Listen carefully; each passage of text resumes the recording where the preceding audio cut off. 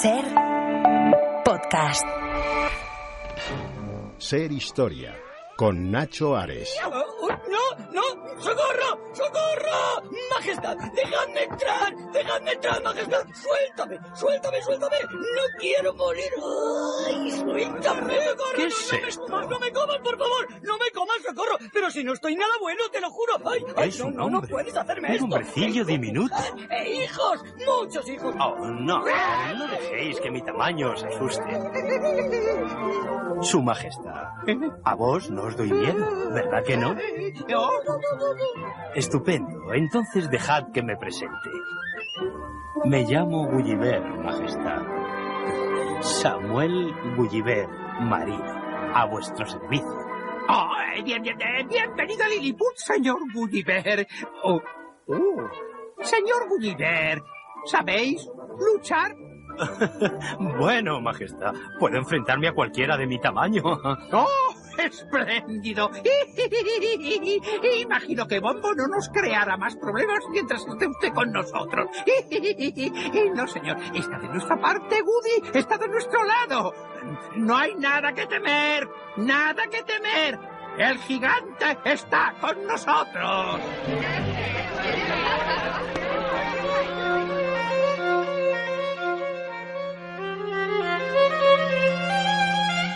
Escuchamos al comienzo de este nuevo programa de Ser Historia un fragmento de una película clásica de dibujos animados del año 1939, Los viajes de Gulliver, de Jonathan Swift.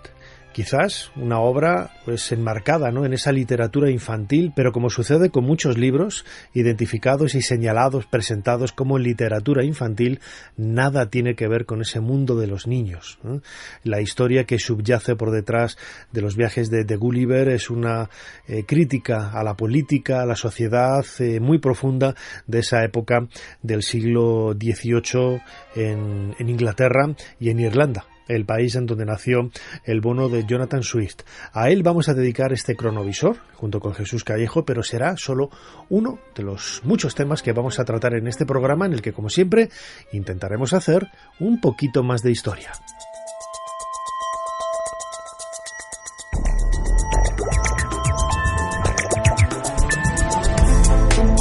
Bienvenidos a Ser Historia.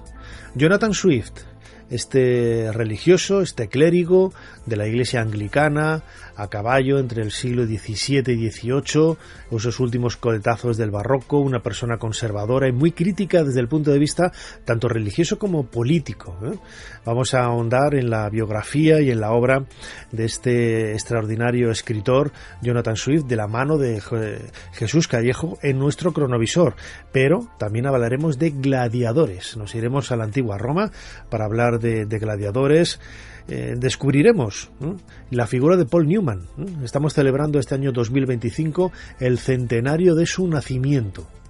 Y vamos a acabar con Leonardo da Vinci. Se acaba de publicar una biografía extraordinaria en donde se profundiza en muchos aspectos hasta ahora desconocidos de la vida de este artista renacentista. Como siempre, soy Nacho Ares y les doy de nuevo la bienvenida a Ser Historia. Comenzamos.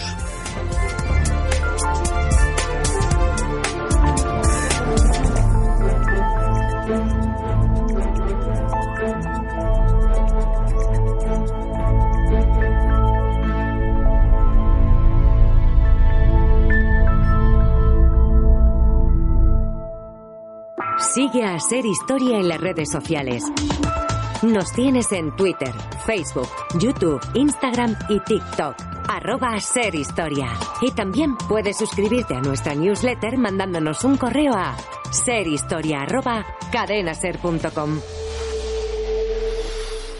Jesús Callejo, una semana más, bienvenido de nuevo a Ser Historia.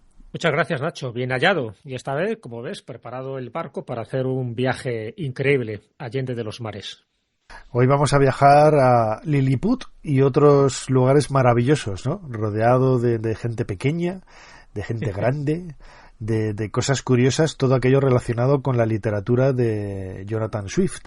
Así es, qué personaje, Jonathan Swift, dublinés, que fue hijo póstumo, pero que se le pueden aplicar varios adjetivos. Un adjetivo sería misógino, otro sería misántropo, otro sería un satírico. La verdad que el tío tiraba dardos como él sabía hacerlo y en parte muy resentido, ¿no? Una persona que se implicó mucho en la política irlandesa e inglesa también de su época y bueno, pues al final le generó unos cuantos disgustos y era muy mordaz en sus críticas y sus panfletos, no lo olvidemos porque es muy conocido por los viajes de Gulliver, ahora lo comentaremos, pero escribió muchísimos panfletos políticos y donde zahería con sus críticas y sus sátiras a la clase política del momento.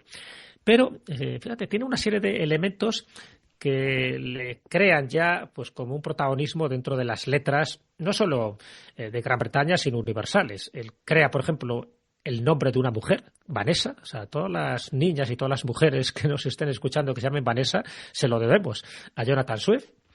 Él crea un estilo propio, un estilo que se llama swiftiniano. Es un estilo pues de humor negro. De hecho, yo tengo aquí una antología de André Breton que se llama Antología del Humor Negro.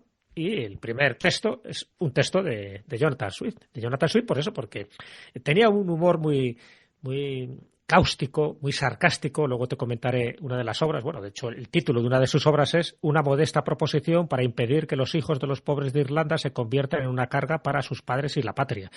Y la modesta proposición es cargarse a los niños pequeños y comérselos. En fin, que en este plan iba nuestro personaje. Y desde luego él crea adjetivos como liliputiense, como tú acabas de decir al principio. Así que por todo esto y muchísimos más, pues claro que se merece no solo un cronovisor, sino un puesto de honor en la literatura. Y no solo por sus viajes de Gulliver, que ya ahora veremos que era una sátira contra la sociedad de su momento, sino por la cantidad de aventuras y desventuras en las que se vio metido. Todo un personaje en la historia de la literatura universal, este dublinés que nació en el año 1667 y falleció pues bastante longevo, con casi 78 años en 1745. Nació y murió en Dublín, en Irlanda, y se ha convertido en todo un referente de la literatura universal por los trabajos a los que vamos a comentar en los próximos minutos. Jesús Callejo, tengo aquí delante las teclas del cronovisor de nuestro teclado. ¿Cuál es la fecha que propones en esta semana? Pues mira, la fecha es el 11 de enero de 1708.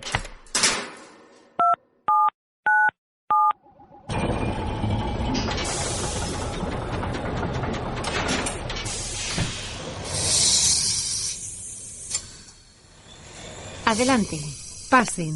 Jesús Callejo les está esperando junto al cronovisor.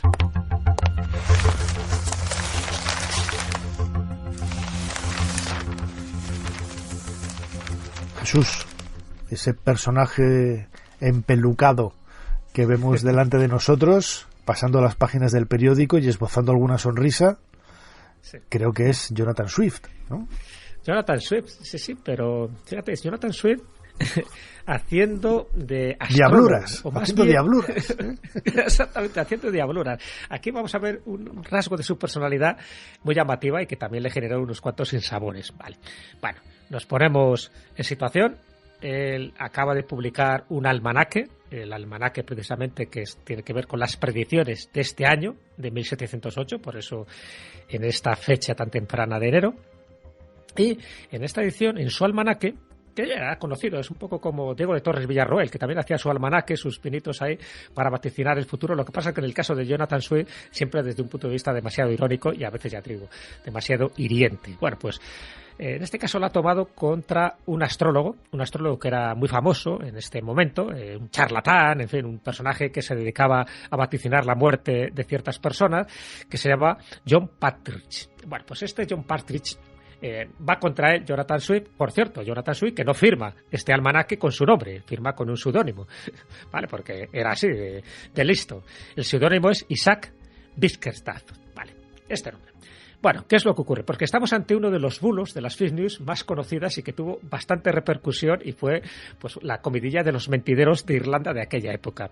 Porque en este almanaque, en esta predicción, fíjate que estamos el 11 de enero, está diciendo a este astrólogo que ya le tacha de farsante, que sus predicciones son vagas, son imprecisas, son erróneas, y le vaticina que va a morir exactamente el 29 de marzo. Por lo que le recomienda que ponga sus asuntos en orden. Claro, esto vemos que está riéndose Jonathan Swift porque ya ha visto la repercusión que ha tenido este almanaque entre sus coetáneos. Y claro, ¿qué es lo que hace Partridge, el astrólogo vilipendiado? Pues que rápidamente publica una respuesta en forma de carta asegurando que este tal Isaac Wittgenstein, que no sabe que es Jonathan Swift, no era más que un astrólogo de poca monta deseoso de fama y que está utilizando su nombre para hacerse popular. Claro, Jonathan Swift a carcajada limpia, ¿no? Bueno, pues aquí, ¿qué ocurre cuando llega el 29 de marzo? Vamos ahí adelantando nuestras manillas del cronovisor. ¿Qué ocurre el 29 de marzo? ¿Se muere o no se muere este astrólogo al que ha vaticinado su muerte? Pues no se muere. Pero, sin embargo, Swift publica otra carta, anónima también, con este seudónimo, en el que dice que, por desgracia, este astrólogo había fallecido en su residencia a las 7 de la tarde del día 29 de marzo. Y que le da su pésame, pero que tampoco se pierda nada en este mundo porque el astrólogo no valía para mucho. ¿Qué ocurre con este astrólogo? Que al día siguiente publica una carta diciendo, ojo, que estoy vivo, que no he muerto. Que ese tal Isaac Wittgenstein ha mentido. Bueno, fíjate cómo sería y cómo ha sido la repercusión de este bulo, que al final le dan por muerto y todas sus reclamaciones son inútiles, aparece como muerto en el registro oficial, todo el mundo se cree que ha fallecido y a partir de este momento la carrera de John Partridge cae en picado, no tuvo ya ningún otro cliente y porque además él ya tenía muchos enemigos, ya tenía muchos detractores, ¿no? Y al final se utilizó este bulo de Jonathan Swift como una venganza para crear pues toda una leyenda negra, una difamación en contra de este astrólogo. Fue muy conocido, por eso lo hemos citado en este cronovisor, porque desde luego, para que veas la influencia que tiene un personaje tan mediático y la influencia que tiene un pronóstico mal dado, pero muy certero a la vez. Fíjate, Jonathan Swift entra dentro de esos autores que son religiosos, es decir, él era sacerdote, era de la iglesia anglicana. Ahora escucharemos algunos cortes con un profesor, pero mucha gente se olvida, ¿no?, de ese referente que hay detrás de la autoría de muchos autores. Por ejemplo, un buen amigo, Jesús Sánchez Adalid, autor de novela histórica muy reconocido. Él es sacerdote, él es párroco también ahí en Extremadura, ¿no? Y tampoco hay por qué estar diciendo si es o no sacerdote, ¿no? Pero es curioso también porque en el caso de Jonathan Swift marca un poco toda la identidad y desde sus inicios y su forma de pensar y de su forma de entender el mundo.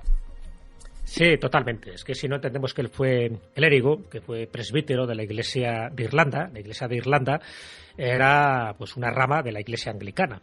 Por tanto, podían tener mujeres, se podían casar. Y de hecho también fue un mujeriego, Jonathan Swift. Bueno, pues fue presbítero, fue capellán y secretario de Lord Berkeley. Fue también el deán, ni más ni menos, de la Catedral de San Patricio, en Dublín. Él quiso ser obispo, no lo consiguió, pero no lo consiguió precisamente por eso, porque con estos panfletos tan incendiarios, pues no gustaba mucho pues con los tres monarcas que él conoció, a Guillermo III, a la reina Ana y a Jorge I. Y la reina Ana, pues no le gustaba mucho lo que escribía porque él también se metió mucho en política, ¿no? De hecho, él fue partidario de los Whigs. Los Whigs era un poco una facción liberal, ¿no? Y luego, como no le dieron el cargo que él quería, se hace un poco partícipe de las soflamas de los Tories. Los Tories era el partido conservador, que sí que le hacían caso. Entonces fue pasando, un poco chaquetero también, fue pasando de partido en partido para ver si le daban prebendas. Y él protestaba mucho de la influencia de la iglesia anglicana, de la iglesia inglesa, ¿vale?, que se quería meter mucho dentro de la injerencia de la iglesia dublinesa o de la iglesia irlandesa. Entonces, bueno, entre ellos tenía sus piques, ¿no? Una cosa era, todos eran anglicanos, pero una cosa era la iglesia irlandesa y otra la iglesia inglesa. Entonces, ¿qué ocurría? Pues que efectivamente él hace varios panfletos diciendo que el poder estatal quiere meterse demasiado en los asuntos irlandeses. De hecho, se le considera un poco como un pionero dentro de esa supuesta independencia irlandesa, porque eran católicos y con los anglicanos pues se llevaban como se llevaban, ¿no?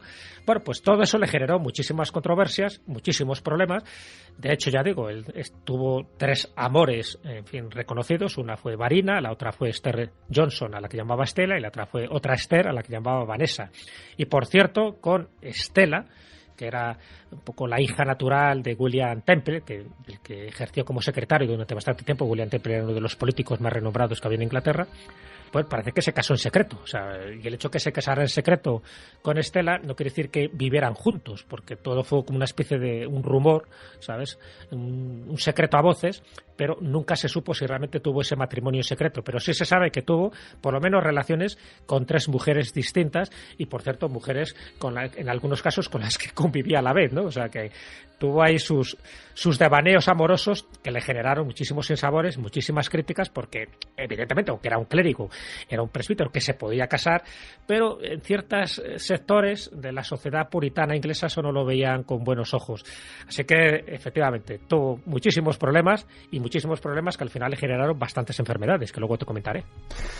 Si te parece, Jesús Callejo, crononauta, vamos a escuchar un corte que hemos extraído de una emisión de Radio UNED, la Universidad de Educación a Distancia, de la mano del profesor Dídac Llorens, que él es profesor de Filología Inglesa en la UNED, donde hace perfectamente una introducción histórica del momento que le tocó vivir a Jonathan Swift y cómo influyó precisamente en su pensamiento político y en su pensamiento literario. Vamos a escucharlo. Jonathan Swift nació en Dublín de padres ingleses, pasó su infancia y su adolescencia en Irlanda, bajo la tutela, como decías, de su tío, en una época en la que Irlanda depende políticamente de Inglaterra, por supuesto, y tenemos un año clave en la historia de Inglaterra y de Irlanda también, que es el 1688, que es el año de la Revolución Gloriosa. Una revolución que acaba destronando a Jacobo II, que es el último rey católico de Inglaterra. Como consecuencia de esto, Irlanda se ve sumida en una crisis política porque después de que Jacobo II fuera destronado, se persiguió el jacobitismo y el catolicismo, que por supuesto iban ligados, y uno de los lugares en los que se persiguió de manera más estricta fue por supuesto en Irlanda. Jonathan Swift era un joven que en ese momento se va de Irlanda y llega a Inglaterra con muchas esperanzas de empezar una carrera en la política o en la iglesia, ¿no? Él siempre tuvo aspiraciones políticas. Poco después de su llegada a Inglaterra, ingresa en la Iglesia Anglicana y se convierte en un defensor acérrimo de la Iglesia Anglicana por un lado, frente a las otras ramas del protestantismo y también frente al catolicismo, ¿no? Su gran esperanza había sido convertirse en obispo de la Iglesia Anglicana en una época en la que tener un puesto de esa entidad, ¿no?, tenía mucha relevancia política. Pero primero empezó simpatizando con los Whigs, ¿no?, Whigs y Tories, los dos grandes partidos del momento en Inglaterra. Después se acerca a los Tories y ya mantendrá esa afiliación política prácticamente toda su vida. Pero debido a los cambios de influencia de un partido y de otro, acaba en esta especie de exilio en Irlanda y se convierte en el deán de la Catedral de San Patricio.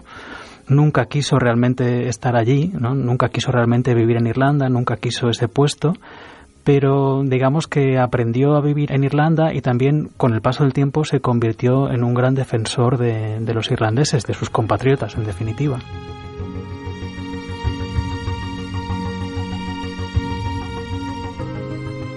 Jesús Callejo, crononauta, todos somos hijos de nuestro tiempo, todos estamos condicionados por las circunstancias que nos rodean y Jonathan Swift, una mente preclara en el mundo de la literatura del siglo XVII y XVIII, no iba a ser menos, ¿no? Y eso es también lo que le empujó a participar en política y ser un clérigo activo dentro de la Iglesia Anglicana. Sí, totalmente. La verdad que bueno, no se casaba con nadie o se casaba con todos, depende un poco también cómo fueran un poco los vientos. Es cierto que tenía un pensamiento crítico, es un pensamiento muy mordaz, por eso esos panfletos, ¿no?, que él escribió, porque él hizo varias cartas, ¿no? Incluso hay una que se llama Las Cartas del Pañero, ¿no?, de 1724, donde lo que intenta es promover una autonomía política en Irlanda frente al poder de Londres, que según él consideraba que era bastante obsesivo, ¿no?, ese poder. Eso le granjeó muchas enemistades, como te puedes imaginar. El hecho de que se cambiara de los Whig, de estos liberales, a los Tories, al Partido Conservador, tampoco gustó demasiado, ¿no? De hecho, que la reina Ana pues no viera con buenos ojos, porque consideraba que muchos de sus escritos eran no tanto tantos acrílicos, pero como un poco pornográficos, ¿no? Porque también utilizaba muchas metáforas de tono sexual. Eso no gustaba mucho a sus contemporáneos. Por eso hizo al final El viaje de Gulliver, que ahora te comentaré, porque en el fondo es una crítica social, no es un libro para niños, no es un libro infantil, que nadie se lleve a engaño, ¿no? Hay muchas obras consideradas infantiles o juveniles, como Platero y yo, como El Principito, como Alicia en el País de las Maravillas, que para nada son libros infantiles ni juveniles. Es decir, es otra cosa distinta, y lo mismo ocurre con Los viajes de Gulliver, que luego comentamos. También influyó muchísimo en su personalidad, en su carácter agrio, en fin, eso resentido, ese misántropo, porque al final no le gustaba a la gente.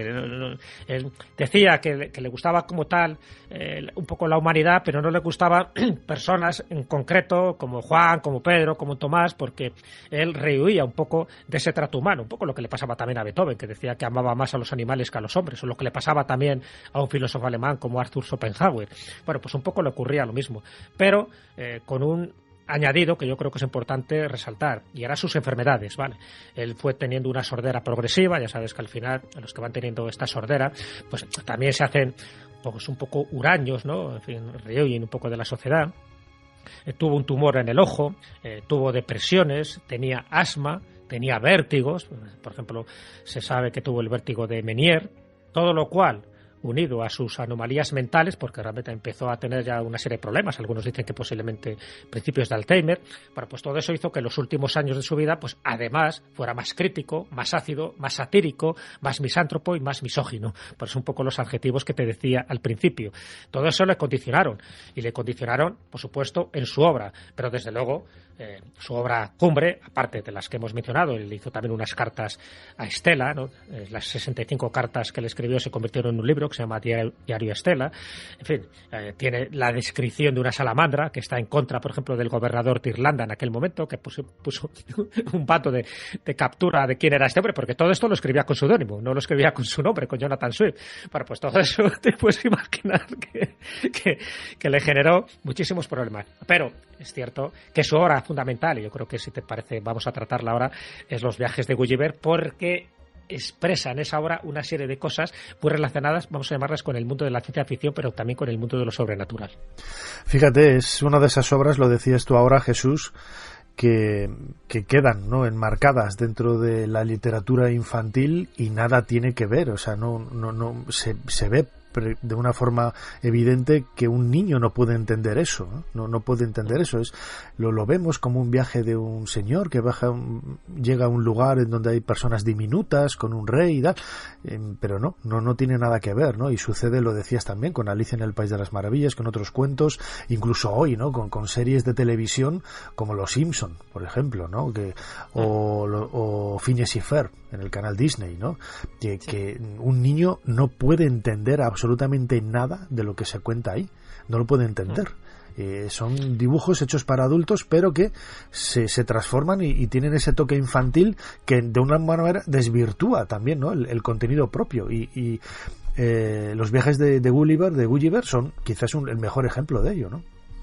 Es el mejor ejemplo, sí. Conociendo un poco la época, la personalidad de Jonathan Swift, puedes entender un poco por qué escribe y publica esta obra, que por cierto el título amplio, el título original es Viajes a varias naciones remotas del mundo en 4 partes por Lemuel Gulliver, primero cirujano y luego capitán de varios barcos. Este es el título, o sea, que casi hace spoiler y todo, ¿no? Una obra que se publica en 1726, que luego retoca y modifica en 1735, pero que en el fondo, y eso está claro, es una sátira en prosa primero de los relatos de viajes. Acuérdate lo que hizo Cervantes, ¿no?, con nuestro caballero Don Quijote, que fue una crítica un poco a los libros de caballería. Pues él hace primero una crítica a los libros de viajes que por entonces se estaban publicando en Europa y que le parecían muy ñoños, pero por otra parte hace una crítica a la naturaleza humana. De hecho, John Gay, que era uno de los escritores y muy amigo de Jonathan Swift, le escribe una carta cuando se publica esta obra y se empieza a hacer bastantes reimpresiones y le dice que es universalmente leído su libro, tanto en el gabinete del consejo como en las guarderías. Entonces eso le llamó mucho la atención a Jonathan Swift, porque él pensó, dice, yo creo que no se han enterado muy bien del mensaje. Porque claro, lo que hace en cada una de estas 4 partes, que son los 4 lugares que él visita, uno es el viaje a Lilliput, evidentemente la isla que están los enanos, unos enanos que no miden más de 15 centímetros de altura. Y de ahí lo del liliputiense, que posiblemente sea la más conocida. Está la de Brodignac, que es el país de los gigantes, está El viaje a la puta. Aquí hay una anécdota muy curiosa, porque este libro, cuando se publica en España en la época del franquismo, claro, poner viaje a la puta como que no gustaba mucho y le cambiaron el título y pusieron viaje a la puta, a Lupata, porque dice que la puta, que realmente es el título original, la pues, puta todo no, junto. O sea, no es... Todo junto, la puta sí. todo junto, sí. Sí. Es así, o sea, sin ninguna Una connotación isla, sí. sexual, por supuesto, ¿no? Claro.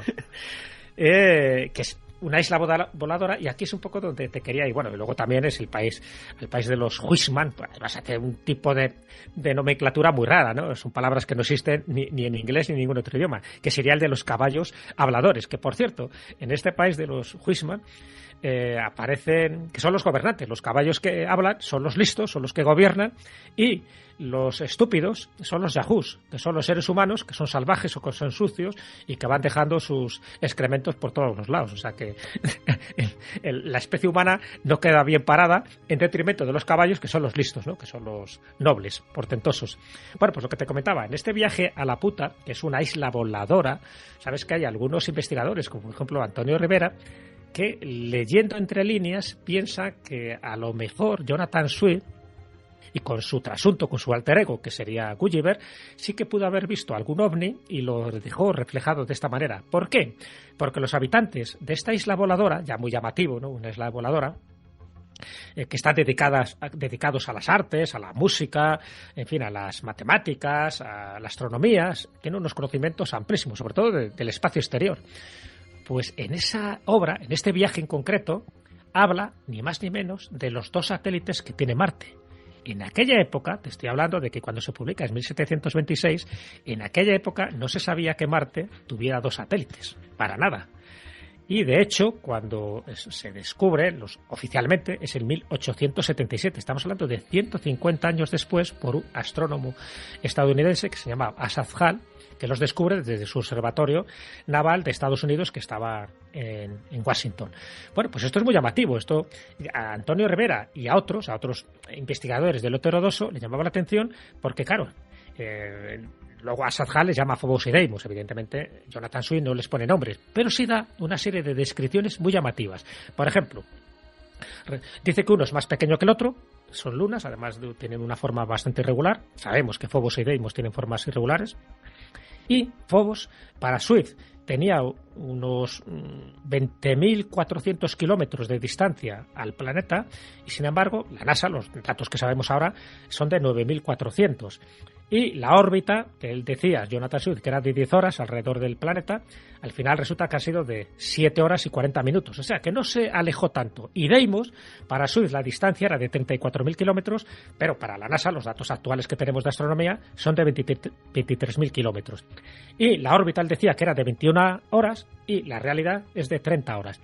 Todo esto, fíjate, primero, él adivina que uno es más grande que el otro, que uno tiene pues una distancia determinada, no acierta las distancias exactas, pero es como si hubiera tenido algún tipo de información de alguien que le hubiera archivado este tipo de datos en un momento que no se sabía oficialmente que Marte tenía 2 satélites. Entonces llama la atención. De hecho, Voltaire, en una obra posterior, en Micrómegas se llama, de 1752, habla de personajes, de uno de Sirio y otro de Saturno, pero también dice que Marte tenía 2 satélites y que posiblemente se haya inspirado en la obra de Jonathan Swift. Bueno, fíjate si es así, que 2 cráteres de Deimos tienen este nombre. Uno se llama Swift y el otro se llama Voltaire, haciendo honor a estos 2 escritores. Y un cráter de Phobos se llama Gulliver. Así que, para que veas, Jonathan Swift, incluso de forma póstuma, ha tenido mucho más predicamento de lo que él se imaginaba. La primera mitad del siglo XVIII en Inglaterra podríamos decir que es como una edad de oro de la sátira, ¿no? Una época en la historia de la literatura que coincide también con la modernización de la política. Hablábamos antes de Whigs y Tories. Se instaura un sistema de partidos y, bueno, la sátira podríamos definirla como una denuncia de comportamientos sociales, de debilidades sociales, de males de la sociedad, también de decisiones políticas, siempre a través del humor, a través de la ridiculización, de la parodia y siempre con una intención moralizante. En esta época tenemos la sátira en la literatura inglesa prácticamente en todos los géneros. Tenemos, por ejemplo, en el teatro la obra de John Gay, en poesía la obra de Alexander Pope, y en prosa tenemos los grandes panfletos políticos, satíricos. Obras maestras de este género son muchas de Jonathan Swift. Podríamos quizás empezar hablando del contexto en el que surge, ¿no? Hablábamos antes de la situación de Irlanda. Tenemos un contexto en el que los grandes terratenientes ingleses tienen en propiedad grandes latifundios en Irlanda, ¿no? Pero no hacen nada con ellos, ¿no? Y al mismo tiempo los campesinos irlandeses pues están muriendo de hambre. Esta es la situación que satiriza y que denuncia Swift en A Modest Proposal. Esta propuesta humilde que él hace es criar a los bebés irlandeses para que se los coman las clases altas inglesas. Y esto lo hace sin pestañear y con toda la lógica, seleccionando, manipulando datos, presentando argumentos, citando otras obras, citando a otros autores y siempre pues con ese propósito de una sátira muy mordaz y muy violenta, ¿no? He dicho antes que hay una modernización de la vida política, pero también al mismo tiempo se instaura la censura, o sea que sí, muchos de estos escritos se publicaban con seudónimos, se censuraban, ¿no? Pero también es verdad que el público lector de aquella época estaba también acostumbrado a este tipo de textos y en cierta manera sí que hay una libertad que permite que todo esto se publique. Sabemos también que, por ejemplo, la reina Ana, que gobernaba en ese momento, no le gustaron nada algunos de los panfletos de Swift, y también se dice que eso pudo influir en el hecho de que él acabara en Dublín, ¿no?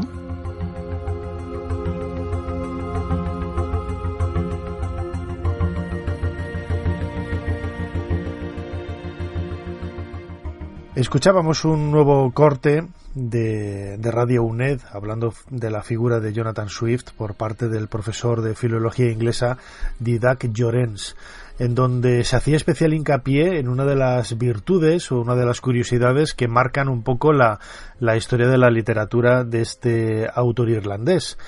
Swift, lo escuchábamos ahora, Jesús, y lo comentabas tú antes, ¿no? Los viajes de Gulliver. Es en realidad una sátira, ¿no? Una sátira de la sociedad de su época, reflejada en un mundo de enanos, de gigantes y todo lo bueno y lo malo que se pueda sacar de ahí.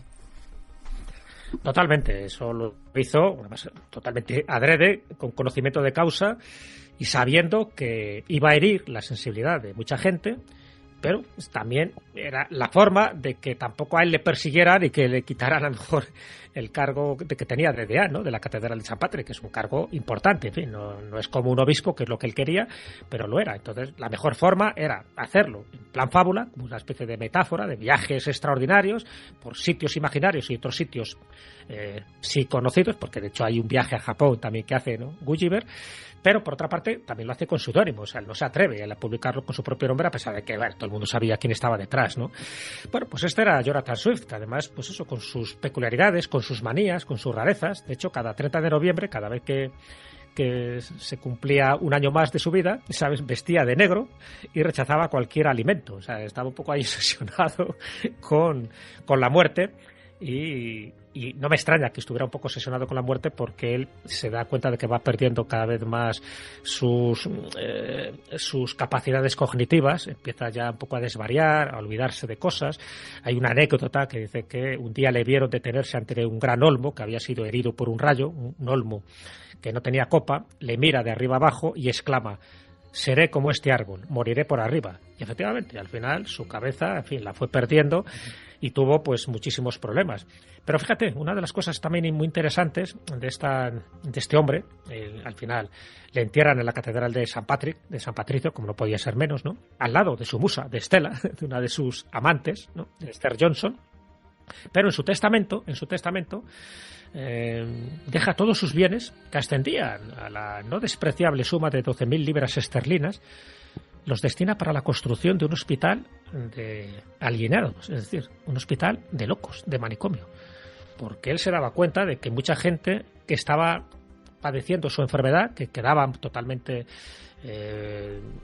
abandonados, impedidos, ¿no? Sí, abandonados, y que no había un hospital específicamente destinado para este tipo de problemas mentales. Entonces, toda su fortuna la destina ahí, ¿no? Con lo cual, bueno, pues le da un toque, ¿no?, de honorabilidad dentro de una vida, ya te digo, que tuvo, pues, en fin, con sus luces y con sus sombras, como pasa con todos los autores, que si no hubiera escrito Los viajes de Gulliver, posiblemente no estaríamos hablando de él. Bueno, hubiera pasado pues como un clérigo más, cabreado, con sus panfletos para aquí y para allá, pero desde luego fue una obra que la ha convertido en un personaje inmortal, ¿no? En una obra de referencia obligada, pero por la cantidad de cosas que se comentan, aparte de estas 2 lunas de Marte que te acabo de comentar, por muchísimas más cosas, y por eso también se le utiliza un poco como el pionero del humor negro, porque la obra esa que te dije al principio, que bueno, pues a mí me parece muy llamativa, que es la de Modesta proposición para impedir que los hijos de los pobres de Irlanda se conviertan en una carga para los padres y la patria,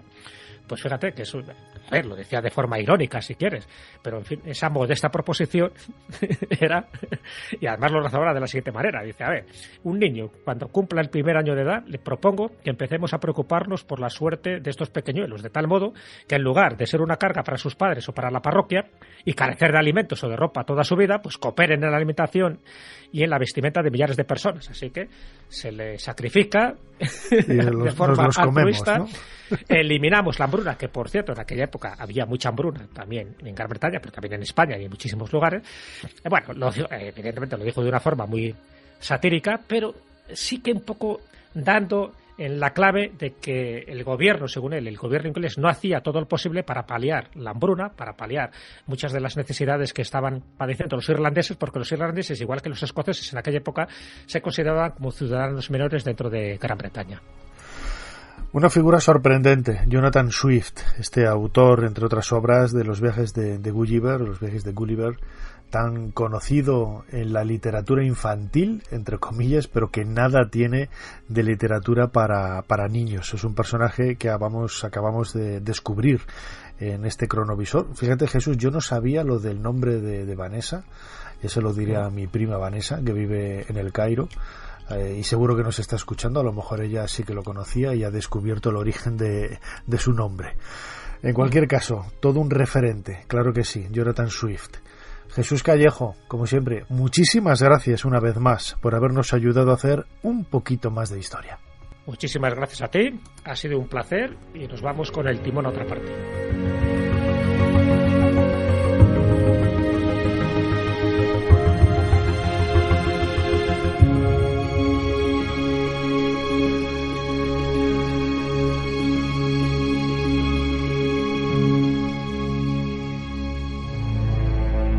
Me han llegado rumores en el harén de que Ramsés está intentando apartarte de la sucesión al trono y colocar en tu lugar a tu hermanastro.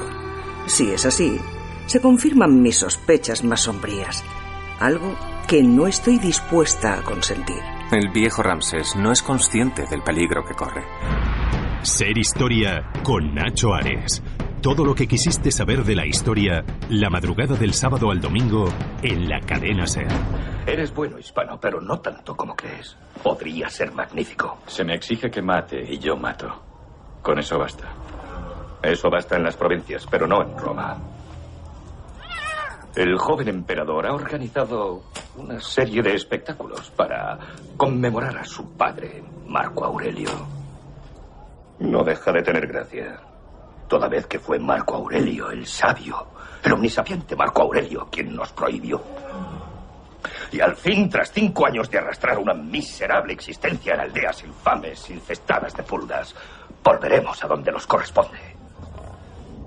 Al Coliseo. Tendrías que ver el Coliseo, hispano. 50.000 romanos mirando cada movimiento de tu espada, ansiando que des el golpe mortal. El silencio antes de asestarlo y el clamor posterior que crece como una tormenta, como si fueras el dios del trueno. ¿Tú eras gladiador? Sí, lo fui.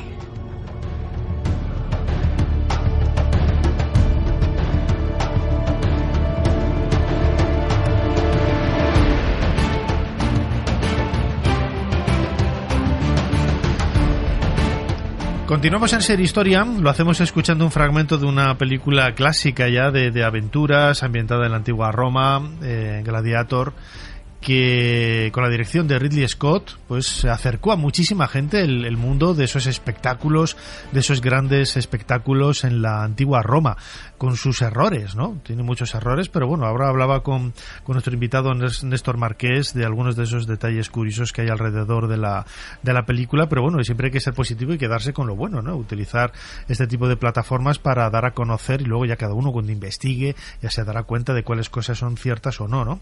Pero yo creo que no está mal, desde luego que sí. Aunque lo que dijo Ridley Scott de nuestro invitado, eso ya no me parece tan divertido. Néstor Marqués, bienvenido de nuevo a Ser Historia. Salve, Nacho, es un placer.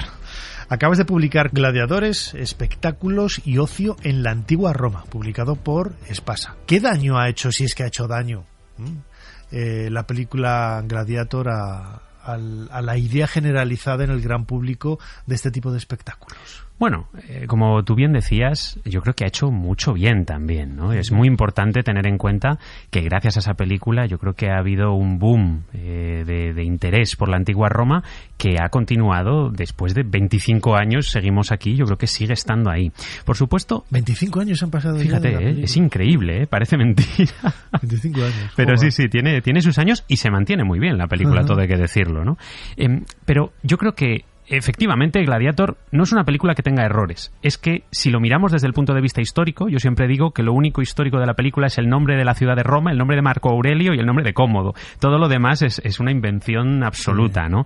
Pero creo que es importante resaltar el hecho de que eso nos ayuda a nosotros, a los historiadores, a los arqueólogos y divulgadores, a poder contar la verdad que hay detrás de todos esos elementos, ¿no? Y de un espectáculo tan importante para los romanos como era la gladiatura. Claro, yo recuerdo cuando visitaste la exposición Pompeya, me dijiste que te gustaba, que había mucha fantasía, había mucha recreación, había muchísimas licencias literarias, ¿no? En ese espectáculo inmersivo que ahora está triunfando en Europa, en China, ahora la inauguramos.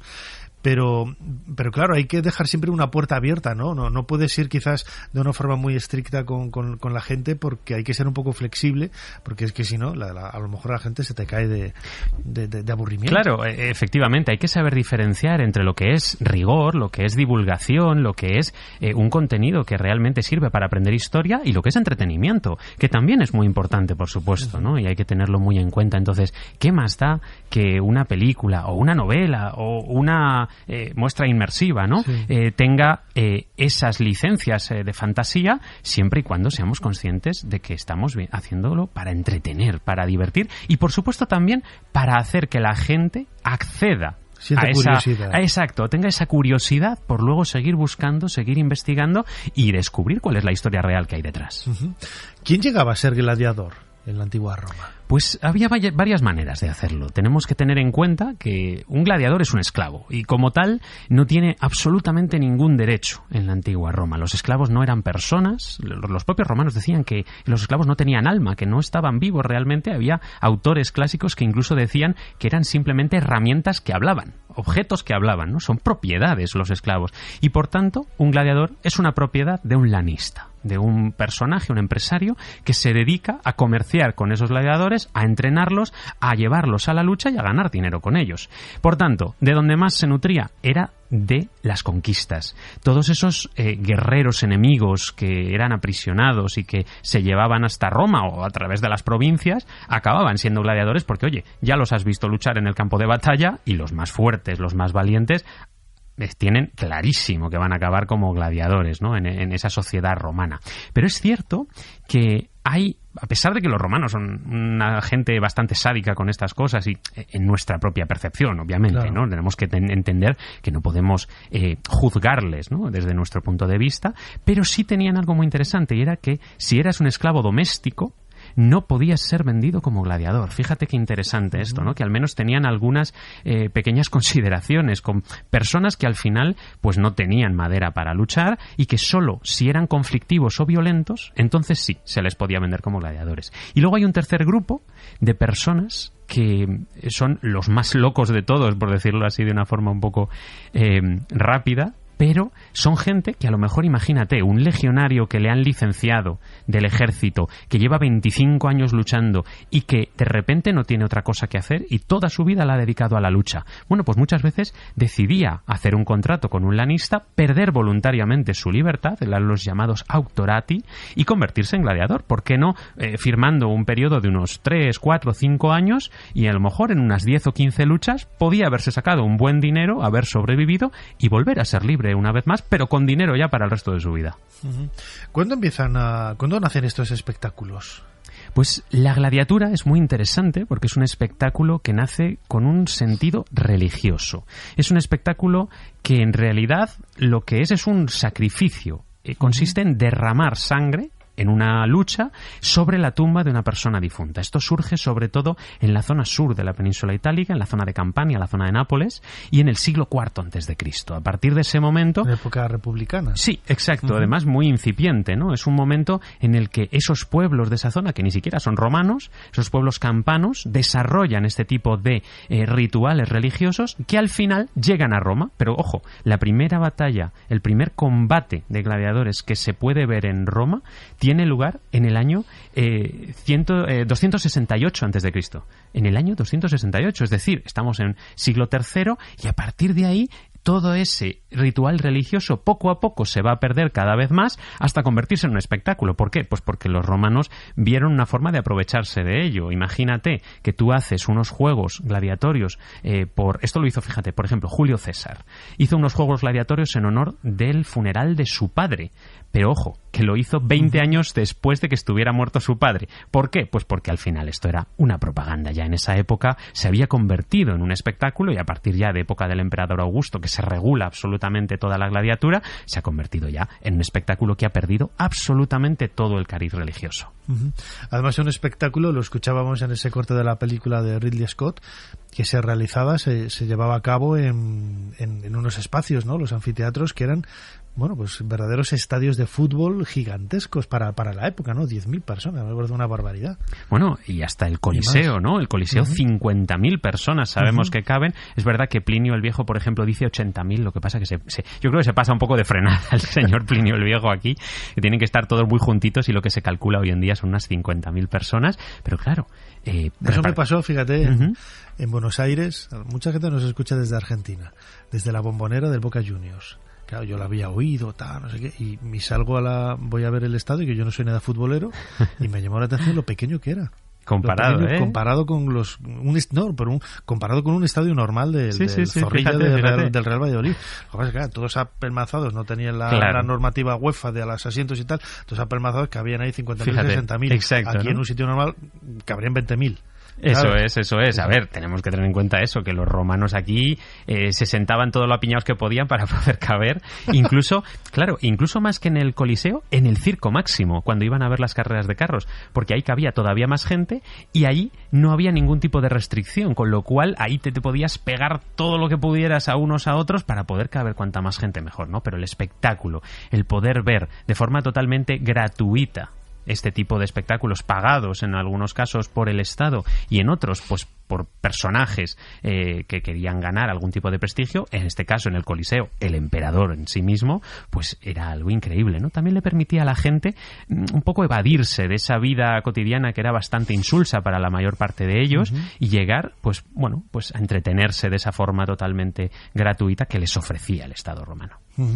Eran entretenimientos para todos los públicos. Hoy lo entendemos, a pesar de esa violencia, pues para todos los públicos. Sí, es así, ¿no? Tenemos que, una vez más, no juzgar a los romanos desde nuestra perspectiva, y aunque a nosotros ahora esto nos parezca algo bastante sádico, todo hay que decirlo, a ellos no. Fíjate, lo más interesante para los romanos de las luchas de gladiadores no era la sangre, no era ver morir al gladiador, no, lo más importante era ver a unos hombres que luchaban con honor, que luchaban de forma habilidosa, con valor, y que realmente les enseñaban a los propios romanos lo que era su propia virtud, ¿no? Tú imagínate a un padre con su hijo, llevándolo por primera vez al espectáculo para enseñarle a acostumbrarse a la violencia que va a haber en la sociedad, a acostumbrarse también a ver un poco ese espectáculo que le va a enseñar cómo debe comportarse con honor. Ojo, si un esclavo, si un gladiador, que no es una persona, es así de valeroso y de honrado, ¿Cómo no lo va a ser él, que es un romano, ¿no? Yo creo que eso era lo más importante para ellos. Nos lo dice el propio Cicerón, que realmente los espectáculos de gladiadores sirven para eso, para concienciar a la sociedad y para hacer un poco unión entre todos los ciudadanos que al final podían ver muy pocas veces, por ejemplo, en el Coliseo al emperador, y allí le tenían, allí estaba con ellos, y allí es donde mejor podían incluso pedirle las cosas que quisiera el pueblo de Roma a su gobernante, al emperador de Roma. ¿Qué tipo de espectáculos se daban en estos anfiteatros, en el Coliseo? ¿Eran todos igual de violentos o había pues partes quizás más dulcificadas? ¿No eran todo luchas de gladiadores? Fíjate, en el libro yo lo que hago es un viaje en el tiempo que va a durar 7 días, y en uno de esos días nos vamos a ir a ver un espectáculo completo de gladiadores. Además, esto está planteado de una forma que es narrativa y que es ficcionada, pero que está todo basado en el rigor, por supuesto. Entonces, una jornada de gladiadores... No como Ridley Scott. Ni falta que hace. El caso es que una jornada de luchas de gladiadores tiene mucho más que los propios combates. Dura todo el día, desde la mañana hasta la noche, y comienza ya en la mañana con las cacerías, las venationes. Este es un espectáculo que gusta mucho a los romanos porque es una sociedad muy cazadora, es una sociedad que le gusta mucho la caza, con lo cual ver a unos cazadores cazar a estos animales salvajes, pues para ellos era algo bastante espectacular, sobre todo en el Coliseo. Tú imagínate que, claro, en un anfiteatro de provincia pues puedes llevar unos jabalíes y unos lobos, pero poco más. En el Coliseo se veían rinocerontes, se veían elefantes, jirafas, cocodrilos, tiburones no, por lo que sea, como en Gladiator 2, pero un montón de animales que son realmente exóticos para los propios romanos y que, bueno, pues hacían las delicias del público. Por supuesto, no consistía en que los animales cazaran a las personas, sino que los cazadores, los venatores, cazaran a esos animales. Luego ya, a mediodía, llegaban los ludi meridiani, que eran ejecuciones públicas. Esto era algo de, bueno, un servicio del Estado que había que cumplir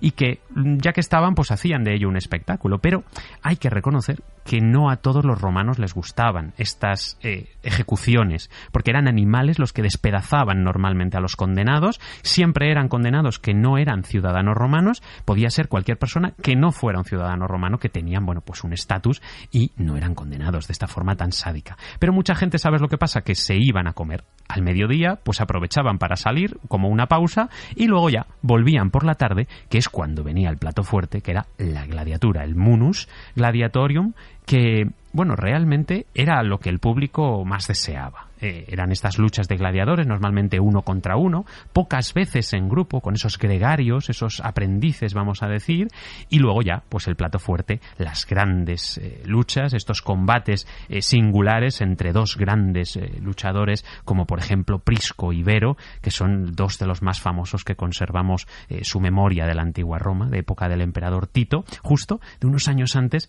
del momento en el que yo enmarco este viaje en el tiempo que hago en mi libro. Uno de los espectáculos más espectaculares, valga la redundancia, eran las naumaquias, ¿no? Precisamente de ahí viene un poco también ese roce que tuviste con Ridley Scott. Pero era algo absolutamente maravilloso, ¿no? Nosotros en el espectáculo inmersivo de Pompeya lo recreamos pues de aquella forma, pues todo imaginario, ¿no? Porque lógicamente en el anfiteatro de Pompeya era muy pequeño, no se podrían haber hecho allí ninguna naumaquia, pero yo me empeñé en el guión en que tenía que haber una naumaquia porque había que contárselo a la gente. Y prueba del éxito es que mucha gente desconocía esta... Sí, es verdad que no se conoce tanto. ¿No? Sí, es cierto. Pero era algo extraordinario, ¿no? Se llenaba el agua la arena de agua, y a partir de unas embarcaciones. A mí me parece... Era algo increíble, ¿no? Realmente es un espectáculo que se hacía muy pocas veces, que los romanos hacían solo en momentos muy importantes. De hecho, tenemos conservadas poco más de 10 ocasiones en las que se hiciera una naumaquia en cualquier lugar, aunque seguramente fueron más, pero normalmente las hacían en lagos, en el mar, o incluso en piscinas artificiales, en grandes lagos artificiales que se construyeron en la ciudad de Roma. La primera de ellas en el campo de Marte la hizo Julio César, pero luego la más grande la hizo el emperador Augusto por un lado, y después el emperador Domiciano y el emperador Trajano construyeron otra, ¿no? Entonces, estos son los espacios específicamente pensados para los combates navales, aunque el emperador Tito, al inaugurar el Coliseo, decidió que por qué no, en este anfiteatro tan enorme, vamos a probar, vamos a hacer una naumaquia, y efectivamente sabemos que se hicieron un par de ellas, con barcos más chiquititos de lo normal, para que cupieran allí dentro, pero debió ser algo increíble. Lo cierto es que después el emperador Domiciano construyó los subterráneos del Coliseo, todas esas estructuras tan impresionantes que servían para luego subir a la arena de una manera increíble y sorpresiva, y a partir de ese momento ya jamás se pudieron hacer nuevo los combates navales. Me acabas de responder a una pregunta, porque mi cuestión era cómo coños, con perdón, conseguían la estanqueidad del suelo, pues con todos los subterráneos, las trampas que había, que salían los gladiadores, los leones y es tal. imposible. Claro, claro, porque no se había puede. Nada, no había claro, nada. De hecho aprovecharon el momento en el que estaban excavando esos subterráneos bajo la arena antes de colocar las estructuras, así tuvieron la profundidad suficiente como para llenar todo eso de agua y después ya nunca más volver a hacerlo. Eso es lo que podemos saber hoy en día, y por eso, señor Ridley Scott, en Gladiator 2 no puede haber una naumaquia a principios del siglo III. Pero tengo que decir que me gustó mucho, es muy espectacular, la naumaquia, es increíble visualmente. Sí, el otro día se lo comentaba ahora a Néstor a micrófono cerrado, que yo siempre había dicho Gladiators, ¿no? Así, un poco en inglés, ¿no? Y un poco fashion y tal. Pero no, me dijeron que no, que Ridley Scott, el nombre que había dado a la película era Gladiator en latín. Oye, puntito para Ridley Scott en esto. Tenemos que, cuando hay que, al César lo que es del César, hay que reconocer que, señor Ridley Scott, un punto para usted. Pronúnciese como quiera cada uno la película, pero oye, si lo hacemos en latín, mejor que mejor. ¿Cuándo empiezan a desaparecer estos espectáculos? Sabemos que los espectáculos del anfiteatro fueron decayendo, sobre todo a partir de el momento en el que Roma se cristianiza. A los emperadores cristianos esto de los gladiadores ya no les hace tanta gracia. Sabemos que en el siglo V desaparecen las luchas de gladiadores y quizá un poquito más adelante, siglo VI seguramente, siglo VII, tenemos las últimas menciones a las venationes, a las cacerías de animales. Pero es verdad que, todo hay que decirlo, ninguno de estos son los espectáculos más queridos por los romanos. El más querido de todos, el más seguido, son las carreras de carros. Y de hecho, las carreras de carros efectivamente siguieron realizándose, ya no en Roma, porque quedó abandonada prácticamente la ciudad, pero sí en Constantinopla. Tenemos el gran hipódromo, que es un circo impresionante, ¿no? Igual, pero a la griega, y allí se siguieron haciendo, que sepamos, al menos hasta el siglo X después de Cristo. Es decir, fíjate en cómo ese espectáculo sí que pervivió cuando los otros desaparecieron, ¿no? Y realmente es que las carreras de carros, que también las vamos a vivir en el libro, en ese viaje en el tiempo que vamos a hacer, se mantuvieron, perduraron mucho más en el tiempo y causaron graves problemas, incluso, por ejemplo, al emperador Justiniano, que estuvo a punto de perder el trono por una revuelta, la revuelta de Nica, a causa de las carreras. Claro, es un mundo fascinante, ¿no? Siempre pensamos en los gladiadores, también en esa estética, ¿no? Con los cascos, las armaduras, las espadas, las redes, todo ello, claro, tenemos una recreación no solamente a través de las fuentes que nos describen, ¿no?, sino también de representaciones en pinturas, en lucernas, en cerámica, del aspecto que tenían estos actores, habría que decirlo así, ¿no? Estos actores. Bueno, actores de la lucha, pero que se pegaban de verdad y que en ocasiones morían, ¿no? Esto hay que decirlo. Pero sí, yo creo que es muy interesante ver cómo, gracias especialmente al merchandising que había de los espectáculos, tenemos esas representaciones, ¿no? Muchas veces, como tú dices, en lucernas sobre todo, que eran regalos que al final la gente compraba, pequeños recuerdos de lo que se había vivido en un combate. Es que tenemos además, y me estoy acordando de una lucerna especialmente interesante que, se conservan un par de ejemplares, 3 ejemplares se conservan de esa lucerna, y uno de ellos tenemos la suerte de tenerlo en España. Lo tenemos en el Museo de Menorca. En Menorca es. No, Ibiza. Es que la he visto hace poquito en Menorca, entonces hay otra más. Pues mira, es que te lo iba a enseñar porque hicimos el programa en Ibiza. Ahí he cambiado las fotos, pero en el Museo de Ibiza había una lucerna de una lucha de gladiadores espectacular. Bueno, es que esta que te digo, además es que lleva hasta los nombres de los gladiadores, por eso te decía que es una muy, muy específica, y es que es algo espectacular, porque es que realmente la podemos ver, y es que tenemos esos nombres concretos. Es decir, no están representando una lucha cualquiera de gladiadores, sino es que están representando esa lucha, ¿no? Ese día en el que estos dos gladiadores se pusieron a combatir, realmente espectacular. Es verdad que conservamos muchísimas lucernas, por suerte, de combates de gladiadores, de sus armas, de los espectáculos en general, de las cacerías, y todo eso muchas veces, ya te digo, viene gracias a que una persona se puso a fabricar estas lucernas para venderlas, o incluso imagínate que un dueño de gladiadores o incluso un editor, que es la persona que paga los juegos, decide que en su casa se va a poner un mosaico con la lucha de gladiadores que él ha pagado y de verdad son increíbles. Por ejemplo, aquí en el Museo Arqueológico Nacional en Madrid tenemos un par de mosaicos de gladiadores que vienen de la ciudad de Roma, probablemente del Monte Celio, que son impresionantes. La lucha de Astyanax, de Calendio, son, de verdad, si no los conocéis, os animo a que vengáis a verlos al Museo Arqueológico Nacional porque son espectaculares. Espectacular es tu libro, Gladiadores, Espectáculos y Ocio en la Antigua Roma, publicado por Espasa y escrito y contado de viva voz, de forma brillante. Es una delicia escucharte, Néstor, hablando, y divulgas fenomenalmente bien la historia de Roma. Néstor Marqués, como siempre, muchísimas gracias por habernos ayudado a hacer un poquito más de historia. Gracias a ti, Nacho, como siempre.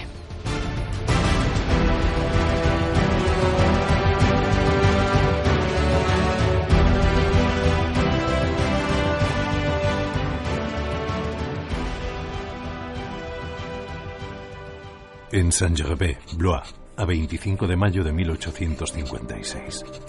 Empiezo hoy con estas líneas mis memorias, las memorias de un mago y un humilde aspirante a científico. Si el lector me lo permite, voy a conducirle por algunas escenas de mi vida, servirle de cicerone, y para evitarle la fatiga, haré de modo en mi calidad de exbrujo que su viaje y visita se ejecuten sin cambiar de sitio. Ser Historia con Nacho Ares. Todo lo que quisiste saber de la historia, la madrugada del sábado al domingo, en la cadena SER.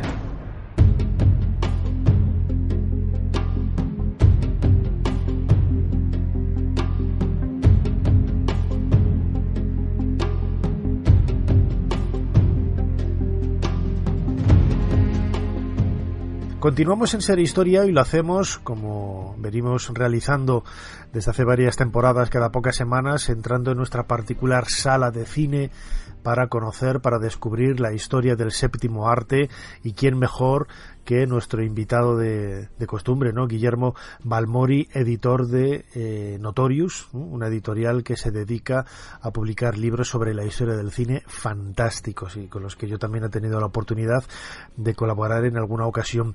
Guillermo Balmori, bienvenido de nuevo a Ser Historia. ¿Qué tal?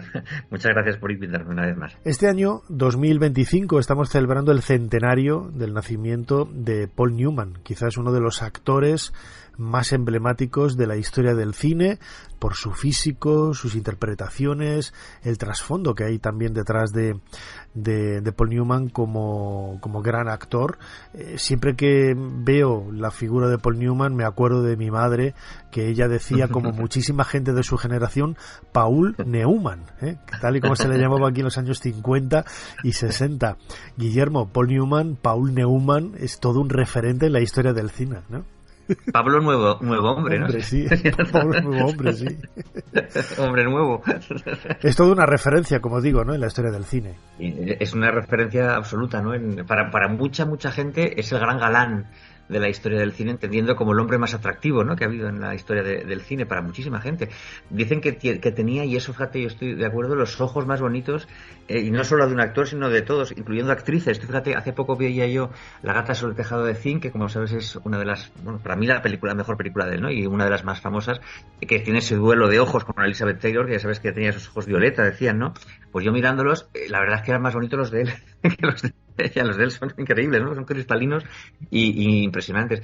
Y yo creo que aunaba, pues un poquito eso, el ser un hombre tan guapo, tan bello, ¿no? Por así decirlo, con esa faceta de gran actor, de un buen actor que lo fue, y que bueno, y que así lo que dicen las 9 nominaciones al Oscar que tuvo, al final lo lograría, pero que bueno, que era una cara bonita, es cierto, pero también en un cuerpo de actor y en unos ademanes de actor pues bastante considerables y valorables, ¿no? Uh-huh. Yo siempre lo he considerado casi como un hombre tranquilo. porque, vamos, seguro que me equivoco, ¿no? Pero pocas veces aparece haciendo personajes más risueños, más divertidos. Él siempre salía con un rostro serio, pero no mal encarado, ¿eh? Es decir, era un porte físico realmente extraordinario, pero no era habitual verle reír. Es verdad, y es verdad, fíjate, a las poquitas veces que lo hizo hay una comedia, por ejemplo, no nada conocida, muy poco conocida, se llama Un marido en apuros. La verdad es que no era buen comediante, las cosas como son. Entonces, yo creo que hizo bien en no acercarse a ese aspecto no interpretativo. Es muy interesante esto que dices tú, y no te confundes en lo que dices igual me confundo, pero en absoluto te confundes en lo que era un hombre tranquilo, un hombre, digamos, muy pacífico, un hombre cabal y un hombre de unas costumbres muy normales dentro de lo que es ser una estrella de Hollywood. A veces, fíjate, parece como que es una contradicción el decir un sex symbol que a la vez sea un hombre que estuvo casado con su mujer 50 años, que no dio ningún escándalo, que le gustaba una vida tranquila. Tenía esa frase tan famosa que no sé si conoces, que decía, pues le decían que cómo había estado tanto tiempo casado con la misma mujer y que si no era infiel, si había sido alguna vez infiel a su esposa, Joan Woodward, una actriz que para mí, fíjate, era mejor actriz todavía que él. Y él decía, ¿para qué tomar hamburguesas fuera de casa si tengo un solomillo en la propia casa, ¿no? Es decir, toda esta manera de ser, como tú muy has definido, hombre tranquilo, parece como que a veces está reñido, ¿no? Nos imaginamos un sex symbol como un playboy, un vividor, pero no, la verdad es que era un hombre tranquilo, no dio escándalos, llevaba una vida lo más normal posible, claro, dentro de que era una estrella del cine.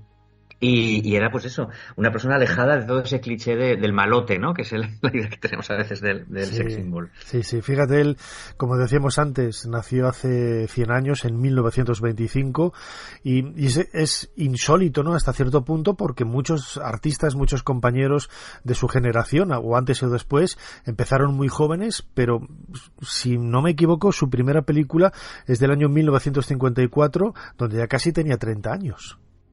Efectivamente, él había debutado mucho en la televisión, era casi una estrella de televisión, tenía sus seguidores en televisión ya cuando empezó la carrera y también en el teatro. Esa primera película que tú dices, por cierto, El Cáliz de Plata, que por cierto es una película histórica, entre comillas, está considerada una de las peores películas de la historia del cine, y él se avergonzaba tanto de esta película que en los años 90, creo que fue, la pasaron por televisión y pagó un anuncio en un periódico para decir que por favor a sus admiradores que no la vieran, que si le tenían respeto y cariño que no vieran esa película en la que él aparecía con las falditas de Romano. Yo la he visto y tampoco es tan mala, entonces es una película que no está mal, quiere decir que no, pero bueno, él aborrecía esa película, la tenía pavor esa película, El Cáliz de Plata. Pero luego, en cualquier caso, él realizó grandes trabajos y además casi durante todas las etapas de su vida, ¿no? Tenemos maravillosas películas en los años 60, en los 70, en los 80, con grandes clásicos, ¿no? Como El Golpe en los 70, o El Coloso en Llamas, ¿no? Digo estas porque son las que yo más recuerdo, ¿no? También de haberlas visto en televisión, incluso cuando yo vivía en Valladolid, recuerdo que se estrenó en el año 75 o así El Coloso en Llamas, aunque la película era del 74, mis padres fueron a verla al cine Vistarama, ¿no? Uno de los clásicos cines de Valladolid, y bueno, pues él ya tenía 50 y pico años y seguía siendo pues esa estrella, ese sex symbol de la historia del cine. Efectivamente, él yo creo que es un poco la estrella, una de las estrellas puente, ¿no? Entre ese Hollywood clásico, Old Hollywood, que se llama, de los estudios, los grandes estudios del Star System, y ese nuevo Hollywood que empezó a finales de los años 60, principios de los años 70, que pues era un modo diferente de hacer, pero él se acopló, venía de ese Hollywood y había sido una estrella en el Hollywood antiguo, y sin embargo siguió siendo, como tú muy bien dices, una gran estrella en el nuevo Hollywood, acoplado perfectamente. Protagonizó, como dices, con Robert Redford, dos películas, Dos hombres de un destino y esa El Golpe, que tú dices, que les convirtió, solo hicieron esas dos, pero les convirtió en una de las parejas más famosas y aclamadas de la historia del cine. Siempre que hablamos de parejas es como un hombre y una mujer, ¿no? Pero aquí dos hombres, pues yo creo que desde el tiempo del Gordo y el Flaco no había habido una pareja de hombres tan famosa como ellos dos, tan querida por el público, ¿no? Tiempo antes había hecho Éxodo, por ejemplo, él era judío y fíjate, claro, tampoco hay otros actores, ¿no? U otros directores de cine, ¿no? Que siempre parece que hacen más gala, ¿no? De su religión, volviendo un poco a lo que decíamos antes, ¿no? De Paul Newman, como no era una persona de grandes alaracas, era bastante discreto. Yo descubrí hace poco tiempo que era judío. O sea, yo no tenía ni idea, ¿no? Y él participó como uno de esos protagonistas de la película Éxodo, donde imagino que él también, aunque no lo pregonara a los cuatro vientos, pues como judío se sentiría un poco también realizado, ¿no? Desde el punto de vista personal con esa película. Claro, es que esa película, casi todo el mundo que intervino en ella intervino un poco aparte de, les pagarían evidentemente, pero intervino también con una especie de defensa de ciertos ideales, ¿no? De ciertas causas. Sí que es verdad que él, además, fíjate, de esa primera etapa que hablábamos justo hasta Éxodo, antes de Éxodo, tenía un contrato con la Warner Bros. Y hacía las películas que decía él no quería hacer. Él, fíjate, compra ese contrato con la Warner Bros. Por una millonada auténtica, con estas cláusulas leoninas que tenía, y a partir de entonces hace el Buscavidas y Éxodo, son las primeras que hace, que son las que él, por fin hago el cine que yo quería hacer, ¿no? Hay que decir además que ahora que hablas de este tema, fue un hombre bastante ideológicamente o desde un punto de vista de activismo social fue bastante activo, valga la redundancia. Encabezó muchas de las marchas de Hollywood por los derechos de los negros, por ejemplo.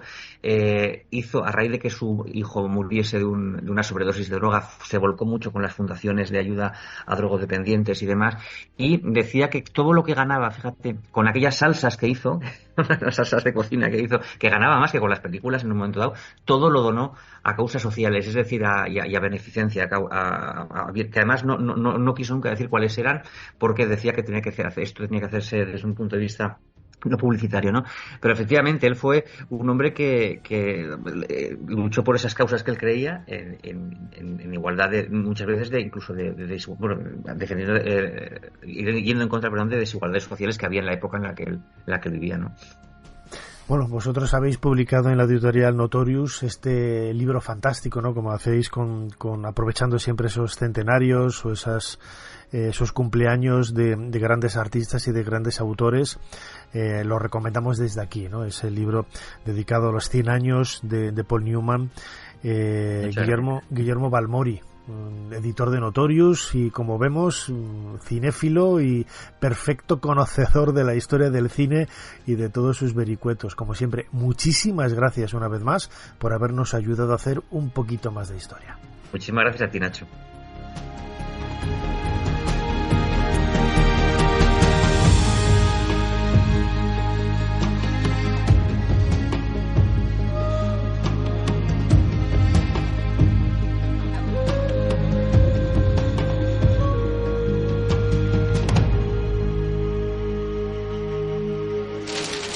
Extra, la Gioconda ha desaparecido del Louvre. La Gioconda en poder de una banda de traficantes de arte internacional. Extra, el Louvre pierde la obra maestra de Leonardo da Vinci. Tú sabes el valor que tienen. Sé el valor que tienen. Y también sé de dónde vienen, Guillaume. Por eso, precisamente, tenemos que deshacernos de ellas lo antes posible. Ser Historia con Nacho Ares. Todo lo que quisiste saber de la historia, la madrugada del sábado al domingo, en la cadena SER.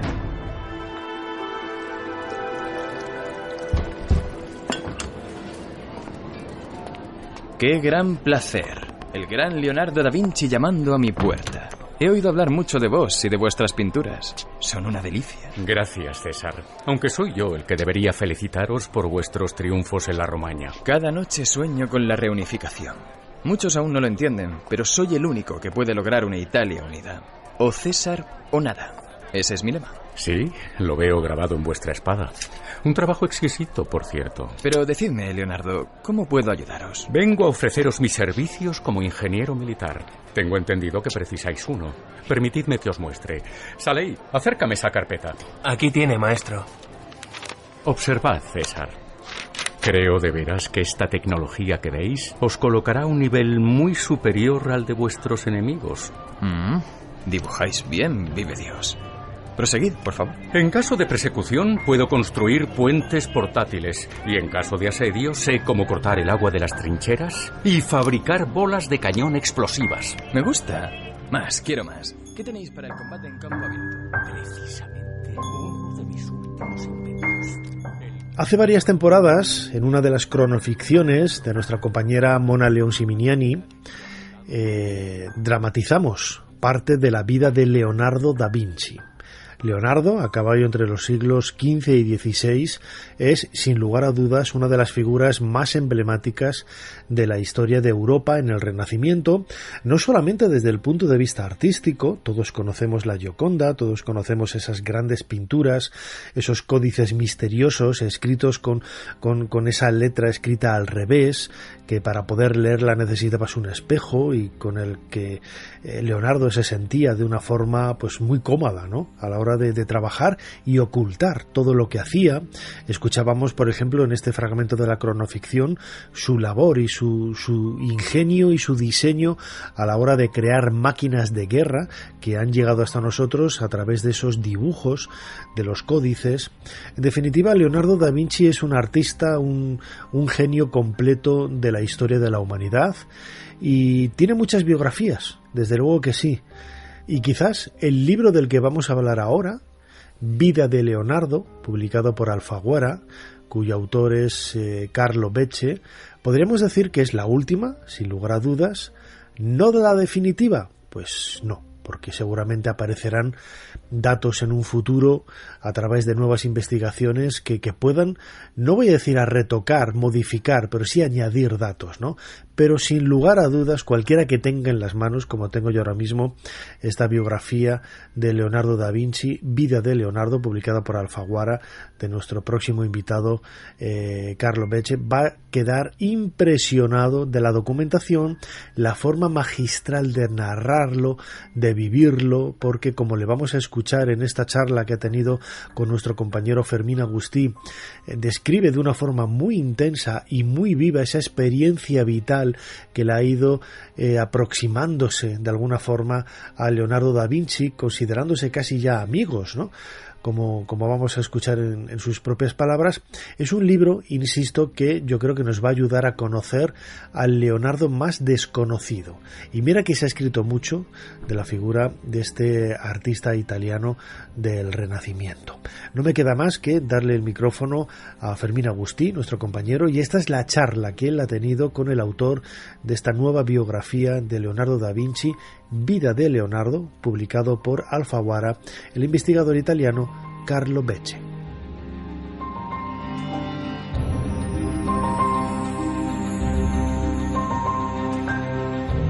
Carlo Becce es el autor de Vida de Leonardo, editado por Alfaguara. Carlos Becce, bienvenido a Ser Historia. Gracias, muchísimas. Vamos a agradecer también la asistencia de Alba Sala, que nos va a ayudar un poquito para entendernos con la traducción. Carlo, ¿qué le motivó a escribir sobre la vida de Leonardo y qué aporta su obra respecto a biografías anteriores? Sí, el motivo principal... Bien, el motivo principal era el deseo de contar la vida de esta persona, de este hombre extraordinario. Yo soy estudioso, pero casi que me denomino más un apasionado de Leonardo. No podría decir que somos amigos, pero sí que lo siento como una persona que conozco bien, conozco de cerca. Da vicino, da tanto tiempo. Da tanti anni ho avuto la fortuna. Y por muchos años he estado estudiando, he tenido la gran suerte de estudiar los originales, los manuscritos originales, que son los que llamamos los códices, los famosos códices da Vinci, y son extraordinarios realmente. He tenido la gran suerte de tener entre manos estos códices, los que están en la Biblioteca Nacional de Madrid, los de París, o los del Castillo de Windsor. Y siempre he tenido la sensación de que lo tenía como muy cerca, que estaba físicamente con él. Avere un contacto físico con Leonardo da Vinci, leggere la sua scrittura. Leyendo su escritura maravillosa, realmente al revés, miles de páginas. Llegó un momento que incluso me pareció escuchar su voz, la voz de Leonardo, pero no era una señal de que me estaba volviendo loco, sino más bien es que estaba escuchando su voz a través de las palabras, de sus palabras que yo leía. Erano veramente le parole che stavo leggendo. In tutte queste pagine Realmente en las páginas que escribe Leonardo cuenta su vida prácticamente día tras día, y allí pues encontramos fechas, lugares, nombres de amigos, incluso alguna lista de la compra, alguna preocupación por si quedaba sin dinero, porque realmente Leonardo no prestaba mucha atención al dinero y se encontrò en más de una ocasión pues sintiéndose o estando casi pobre, sin nada. Povero di restare senza niente. Il mio desiderio, dopo tanti anni di studi. Mi deseo, después de todos estos años de estudio, es poder contar la vida del hombre, Leonardo, su humanidad, no el mito, no el genio universal, que quizás nos queda algo lejanos, porque puede parecer una persona solitaria, oscura, enigmática, misteriosa, y en realidad era muy lejos de esto. Era completamente diverso. E poi di raccontare. También tenía intención de contar la vida de Leonardo dentro de su tiempo, ese momento histórico extraordinario que fue el Renacimiento, pero no hablar de la historia desde arriba, sino desde abajo, más bien, realmente con las cosas concretas, las cosas pequeñas del día a día. Nelle cose concrete della vita quotidiana. En síntesis, En síntesis, esto es lo que cuenta mi libro, y quizás la mayor novedad la encontramos al principio, cuando se cuentan los orígenes de Leonardo, el Leonardo niño, el Leonardo chico, porque realmente Leonardo siguió siendo un niño durante toda su vida, siguió jugando toda su vida, todo lo que hacía lo contemplaba como un juego y conservò la maravilla en sus ojos como lo había tenido de pequeño. Nei suoi occhi quando era un bambino. Leonardo è rimasto un bambino. ¿Y por qué, de alguna manera, Leonardo siguió siendo un niño durante toda su vida? Bueno, pues quizás para estar más cerca de su madre, Caterina, para no olvidarla jamás, también después de que ella falleciera. Y es una historia importante, es una historia realmente grande, algo que he podido estudiar en los documentos en estos últimos años.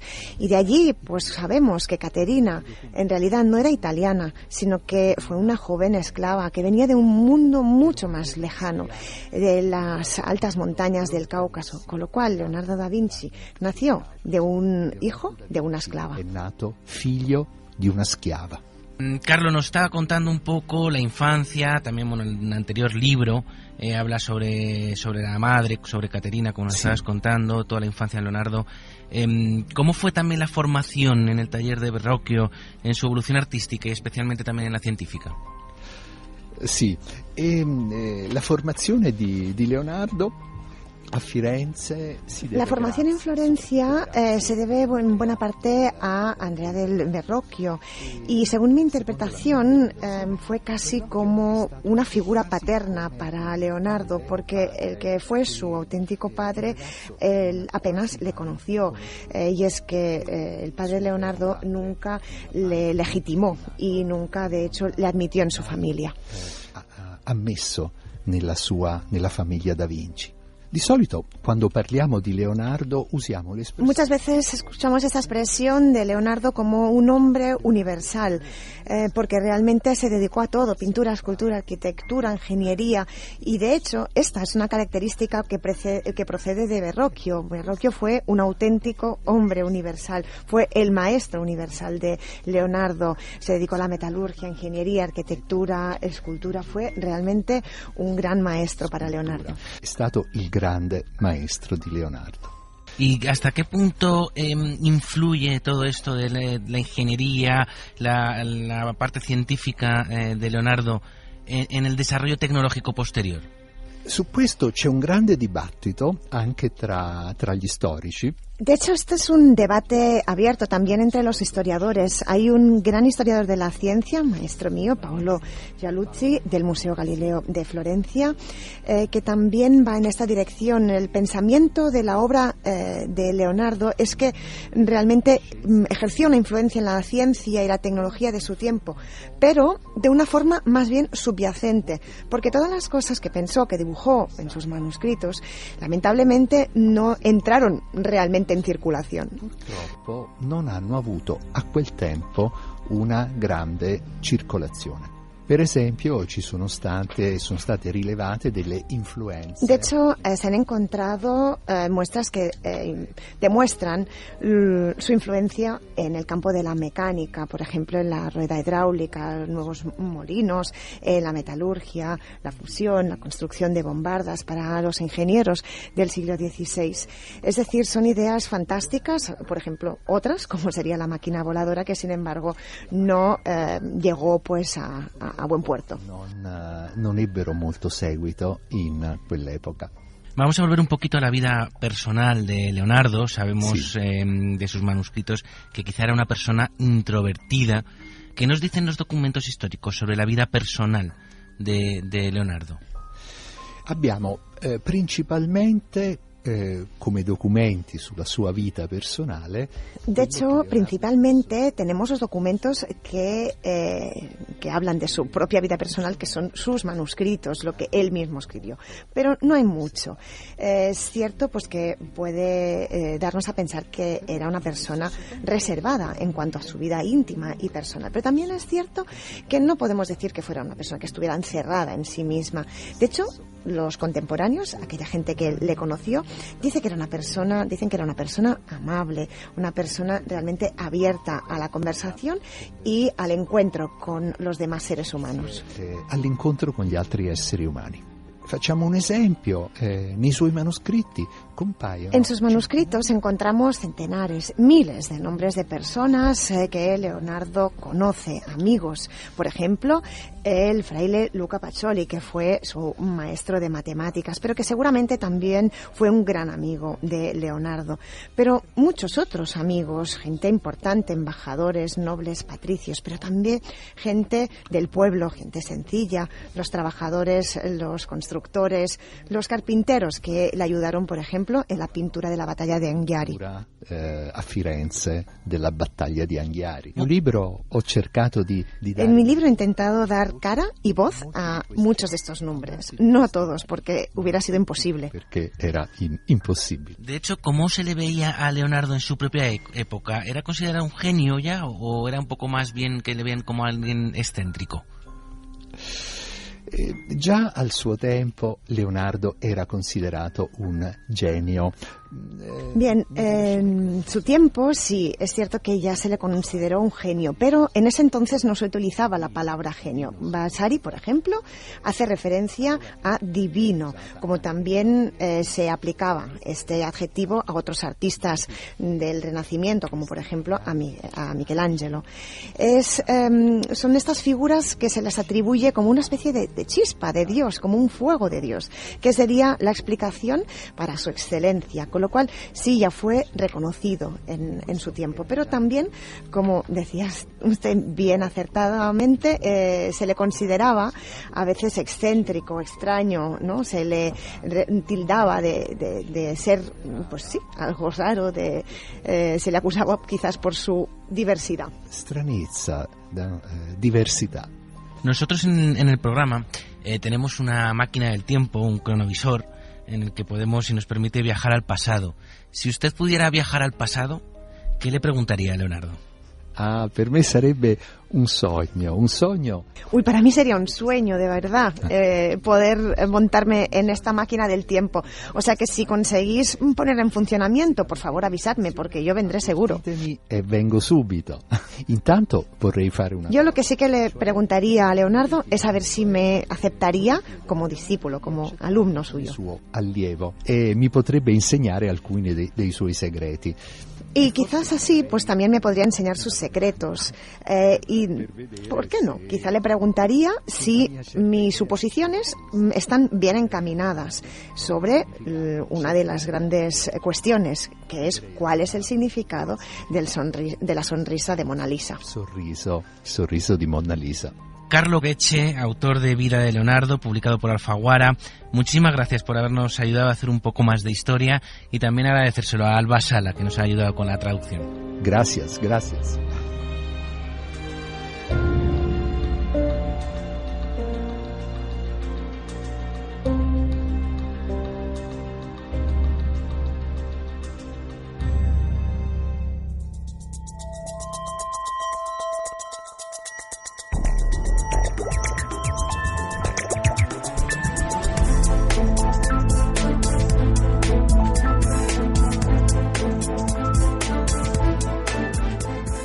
Llegamos al final de este nuevo programa de Ser Historia, como siempre, a través de la plataforma de Ser Podcast o en nachoares.com, en iVoox, en todos los agregadores de audio. Vais a poder escuchar el podcast completo, casi hora y media de historia. Fermín Agustí, como siempre, ha estado en la producción del programa.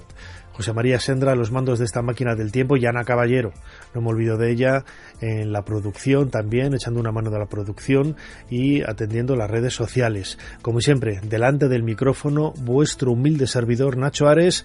Os dejamos con esta madrugada del sábado al domingo, la noche de la cultura, aquí en la cadena SER, con sofá sonoro, libros, infinidad de cosas que os van a apasionar. Nos escuchamos la semana que viene. Hasta entonces. Para no perderte ningún episodio, síguenos en la aplicación o la web de la SER, Podium Podcast o tu plataforma de audio favorita.